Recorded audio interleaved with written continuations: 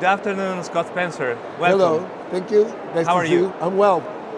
Always happy to be in Italy. Every day in Italy for me is a good day.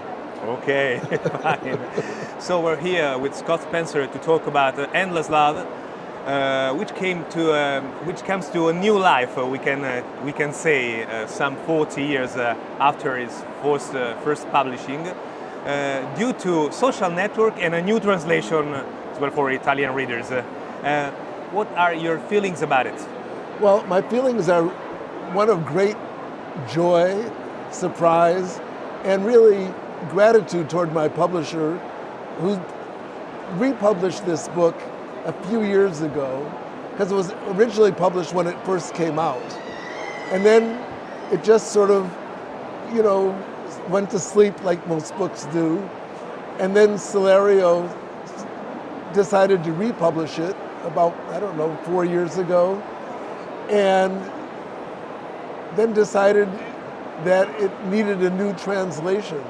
And so I felt very, very grateful and extremely surprised. It doesn't often happen.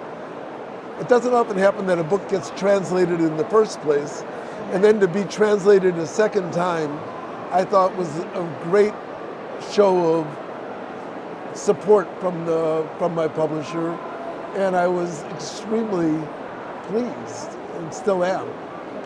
May we say or argue about the fact that one of the reasons of the enduring success of this book is due to its symbolic strength. It plays with symbol like fire, for instance, right. And this is a way to carve its way through the generations. Yes, well, I think that the idea of this consuming love and this love that is both exalted and destructive, that's a story that we've been telling each other for thousands of years. So I don't think it has a time stamp on it. I think it's a story that remains fresh, and every generation feels it, and every generation wonders if they're the only ones who have ever felt it. And I think it's kind of interesting and maybe even reassuring to realize that this is a universal story.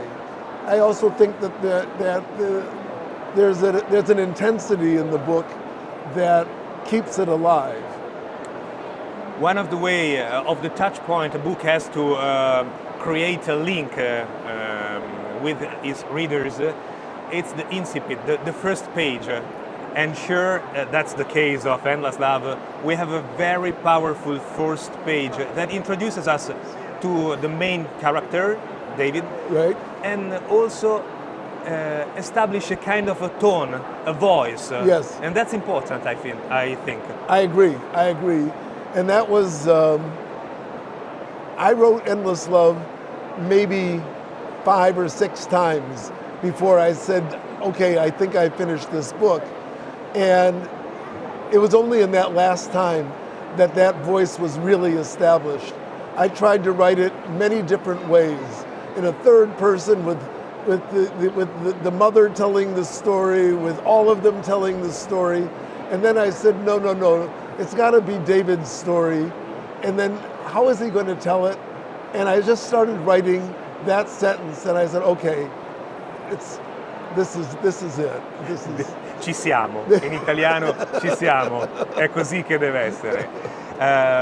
One of the hidden sayings of the American literature of the 20th century maybe is Delmore Schwartz, and Delmore Schwartz has something to do with this book.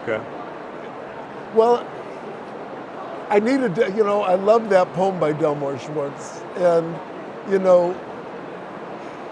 he's a poet that we sort of lost to madness, really. I mean, he was, probably mentally ill in many ways. So, yet was able to create works of great beauty and lasting beauty. So that interested me, how something that could be sort of mad and beautiful at the same time. I was thinking about a phrase by Delmore Schwartz, in dreams began responsibility. Yes. Beautiful story. Beautiful. Grazie mille Scott Spencer. Thank you so much. Grazie.